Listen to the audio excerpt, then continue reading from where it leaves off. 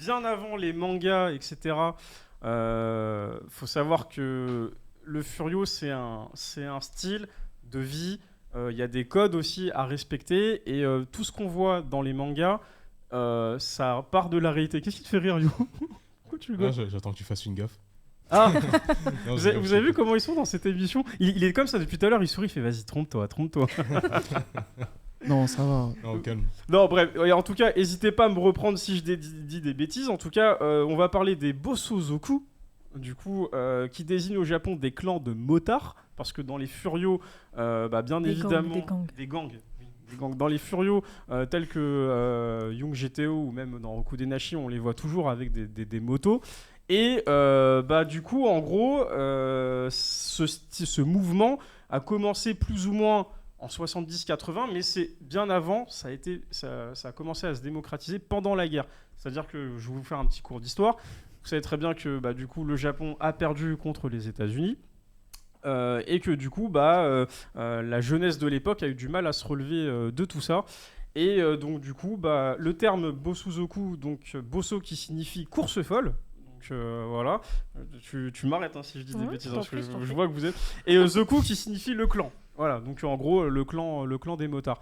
Et du coup, fortement influencé par la culture américaine, il y a un gang en particulier qui s'appelle les Hells Angels. Yes. Jusque là, ça va? Ouais, c'est franchement, les gars, j'ai une pression de ouf. Ils sont à côté de moi. Trop de me regarder. On va te donner une sucette si t'as bon. Et du coup, en fait, ces gangs en fait, partageaient leur passion pour les motos. Et en gros, ce mouvement, il a pris son apogée dans les années 70 et jusqu'à la fin des années 80. Faut savoir que les Américains ont énormément influencé le code, on va dire, vestimentaire un petit peu, de par du coup leur veste en cuir, etc., leur coupe de cheveux. Tout à l'heure, on en parlait en off avec Luchisco. Il y a, on va dire, un acteur américain qui s'est démarqué et qui a fortement influencé du coup on va dire les Japonais. Il s'agit de James Dean en grande partie. Exactement. Et après, on a eu des films tels que, c'est quoi, c'est La Fièvre ou La Folie, je sais jamais, avec John Travolta.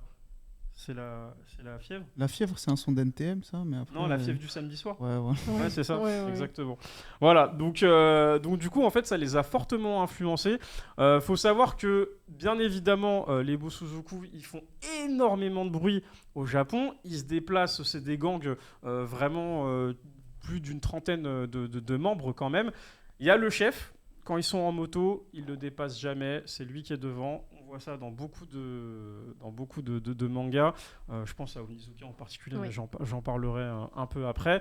Ils sont là pour faire du bruit, mais ils sont pas là pour foutre la merde. À l'instar, par exemple, on va dire, allez, je vais employer le terme racaille, mais je fais attention à ce que je dis. On a chez nous, eux, ils sont là vraiment pour se montrer, faire du bruit, mais faut savoir que tu te feras jamais agresser, sauf si tu cherches, bien évidemment, mais tu te feras jamais agresser, non, mais comme ça, par un Bosozoku, sauf si, voilà.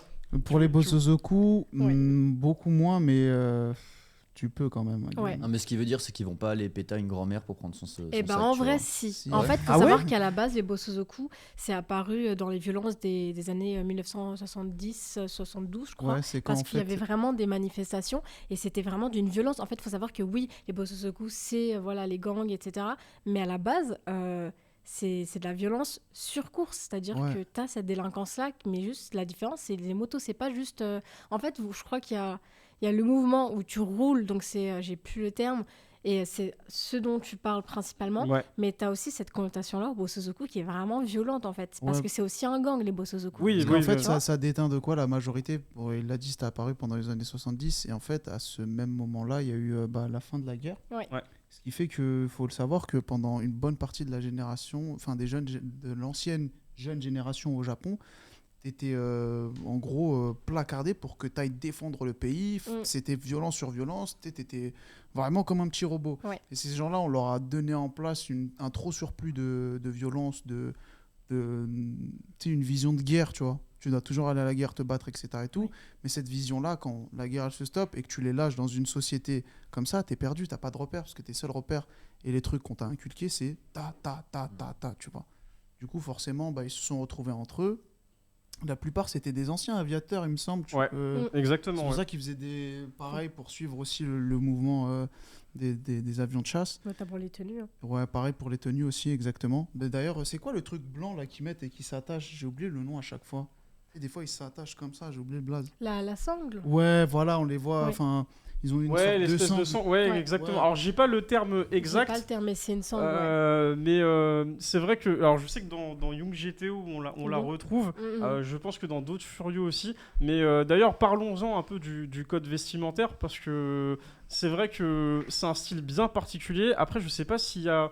Par exemple, il y a encore le drapeau impérial là, du Japon. Ouais, je le vois là sur le gars en bas. La chrysanthème aussi. Exactement. Mais du coup, après, je sais pas s'il y a une distinction entre les couleurs. Peut-être, on va dire lieutenant ou ce genre de choses. Je veux pas trop m'avancer en disant des bêtises, mais voilà. Et après, il faut savoir que du coup, chaque gang a son blason et du coup aussi ses phrases d'accroche pour bien se démarquer. Du coup voilà, donc c'est un style bien particulier. Le dernier manga en date où on a vu ça, c'est celui que t'aimes pas trop aussi. C'est Tokyo Revengers. Pourtant je pense qu'il fait le taf, tu vois, je l'ai dit plusieurs fois, il explique bien bien sûr. les codes du Bosozoku, enfin des Bosozoku, leur amour pour la moto, tu vois, il y a un truc qui est bien montré, la hiérarchisation des clans, je trouve que c'est très bien expliqué aussi. En vrai, c'est une bonne porte d'entrée. Ouais, c'est une porte d'entrée. Mais après, tu vois, par exemple, Boo, c'est l'exemple que j'aime bien donner. Je l'avais donné aussi dans Y a-t-il un pilote dans le manga? Il a découvert les Furieux avec Tokyo Revengers, mais il s'est pas arrêté à là. Tu vois, il est parti découvrir d'autres mangas. Son Furieux préféré, c'est Bakuan Reto. Voilà. Là, il est encore sur Crows, il me semble. Là. Oui. Et il va enchaîner, tu vois. Et c'est tout naturellement. Moi, je le voyais vraiment comme le porte-étendard d'une nouvelle génération. S'ils apprécient l'esthétique, ils vont vouloir aller chercher cette esthétique beaucoup plus loin parce qu'ils ont retrouvé enfin le mot. Parce qu'avant, nous, on avait juste le mot rakai japonaise. On savait ce que c'était avec le personnage d'Onizuka, mais c'était vraiment qu'une vibe, tu vois, dans GTO. Puis après, il y a eu Young GTO, mais qui était beaucoup moins accessible parce qu'avec les mangas et que l'anime, il était pété ma gueule, on va pas se mentir. On n'en parlera pas aujourd'hui. Ouais, t'inquiète, même le live action, on n'en parlera pas. Ces deux choses-là n'ont jamais existé. Mais ouais, globalement... les nouvelles générations, moi c'est pour ça que j'aime bien Tokyo Revengers, part du principe que tu sais c'est cette petite nouvelle génération, même si tu vois ils ignorent, on va pas se mentir, il y en a plein, ils ignorent aussi les anciens Furios, il y en a forcément dans la masse, ils vont essayer de s'y intéresser, ça va que faire grandir la culture en vrai.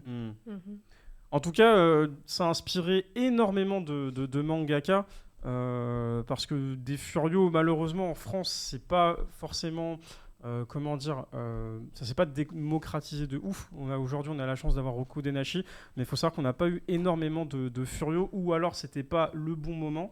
On en a eu. Là ça revient un peu à la mode, mais en tout cas il y a beaucoup de mangaka qui s'y sont inspirés. C'est un massacre, il faut le dire. Ouais. non mais faut dire les choses. Il y a beaucoup de mangaka qui sont partis sur le terme Furio, mais en France, comme tu l'as dit, on appelait plus ça de la racaille japonaise et ça s'est pas démocratisé de ouf. On a eu des super shonen, mais là le Furio, j'ai l'impression que ça commence un peu à revenir à la mode et du coup on a Fujisawa, on a qui encore comme auteur c'est qui l'auteur j'ai pas le nom de l'auteur de Kyuupi. Takahashi. Takahashi. Oui, mais moi je l'avais pas. C'est pour ça que je vous ai dit, soyez indulgents avec moi. Mais voilà, en tout cas, ça part de là. Et ce mouvement, du coup, il s'est un peu essoufflé. Il y en a encore aujourd'hui. Des gangs au Japon, des Bosozoku aussi. Mais aujourd'hui, j'ai l'impression que... Alors, j'ai pas envie de dire de bêtises parce que du coup on vit pas là-bas, mais voilà, il y a beaucoup de gens qui s'y intéressent un peu moins et je pense qu'il y a vraiment après les gens qui sont attachés par cœur parce qu'ils en ont fait partie par le passé, mais j'ai l'impression que les nouvelles générations, de ce que j'ai entendu dire, c'est plus trop ça par rapport à avant. Donc après, bon, bien évidemment, on ne fait pas partie de gang ou de clan, donc on peut pas trop s'aventurer sur ce terrain-là. Mais ça s'est un peu essoufflé entre le début des années 2000 jusqu'à aujourd'hui, parce que du coup, c'était un mouvement vraiment 70, 80.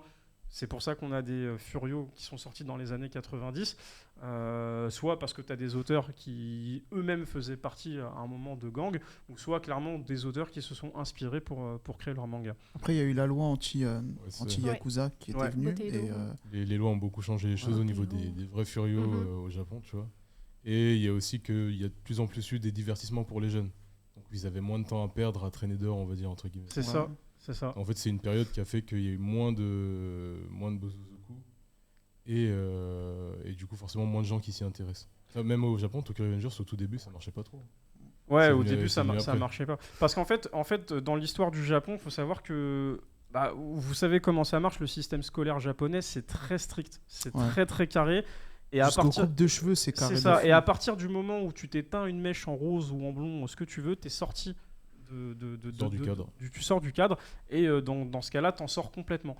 Et cette jeunesse de l'époque, eux cherchaient complètement à s'émanciper, à vouloir faire autre chose. Je pense que l'influence américaine a énormément joué. Les Américains, ils sont arrivés avec leur style, avec leur code, avec aussi leur culture. Et du coup, les Japonais se sont dit allez, let's go, pourquoi pas. Mais clairement, la jeunesse voulait pas du tout rentrer dans les codes japonais, donc on s'émancipe à fond et on fait partie de gangs furieux entre guillemets. Et dans le chat, on a dit que les couvertures originales de Tokyo Revengers ont même été changées dans un but mercantique. En fait, c'était monté un peu. En fait, il y avait, je crois que c'était les 5 premiers tomes où c'était vraiment noir et rouge, tu vois, et c'était. Mais la couverture, elle faisait furieux à la mort. Tu vois. Un peu comme le. Ouais, c'est ça. Ouais. Et après, Wakiui, il a changé ses couvertures et on est rentré dans les couvertures qu'on connaît. Plus fashion. Ouais. Exactement. Moi, je les trouve par contre incroyables. Ouais, elles sont belles. Elles sont magnifiques. Et là, d'un coup, pouf, ça a explosé, tu vois. Après, Wakiui, on le présente souvent sous le nom du mec qui a fait Tokyo Revengers, mais il a aussi fait Shinjuku Swan, hein, les gars. Ouais. Qui est pour moi, c'est du haut level comparé à ça. Vraiment. Mais après, c'est un autre propos qui. D'ailleurs, je m'attendais à ce que justement on puisse avoir ça en France avec le succès. Non, c'est trop grave. Mais parce que ça parle de ça parle de c'est procrastination. Oui. de prostitution. C'est vraiment underground, mais je pense que aucun public, en fait, aucune maison d'édition peut amener ça parce que le public ne sera pas présent. Il y a les lecteurs, mais acheter ça, j'avoue, c'est chaud. Genre, il faudrait que ce soit une maison d'édition indépendante qui puisse l'assumer, tu vois. Akata, s'il vous plaît. Ouais. Ça fait des appels pendant le moment. Ouais. Bah oui, on sait qu'ils peuvent oser, tu vois. Mais... Naban, il pourrait le faire parce qu'ils ont osé avec 17 ans, tu vois. Et 17 ans, le propos, il est sombre aussi. Il est intéressant parce que c'est une histoire vraie et que ça permet de faire comprendre à certaines personnes certaines choses. Mais je pense que personne n'aurait eu entre grands guillemets les couilles de le faire. Et eux, ils l'ont fait, tu vois. Et pour Shinjuku Swan, on est clairement dans pas le même registre, ça n'a rien à voir. Mais vu que c'est un sujet très tabou, eux, ils peuvent au moins l'utiliser. En vrai, je rejoins ce que tu dis parce que je pense que le propos est tellement fort que tu peux pas l'adapter, mais je pense qu'en France, il y a des choses sur lesquelles on n'est pas encore prêt à tout accepter. Quand je vois la censure qu'il y a eu par rapport aux Svatsika de Tokyo Revengers, on fait encore l'amalgame avec la croix gammée, c'est là où je me dis, bon... je pense qu'il y a des choses il y a des propos sur lesquels ça, les gens, ils abusent. Oui, je suis d'accord avec toi, mais en fait les gens ils sont pas encore totalement éduqués et prêts à rentrer dans le tas avec des propos très graves. On en a parlé mardi avec Mangayo sur d'autres sujets où les gens ils ont encore du mal à s'étendre un peu plus. Donc, tu vois, il y a des trucs que tu peux traiter, mais ça, pour moi, c'est trop. Et quand tu fais encore de l'amalgame sur des trucs qui datent de 45, là, c'est pas possible. Ouais.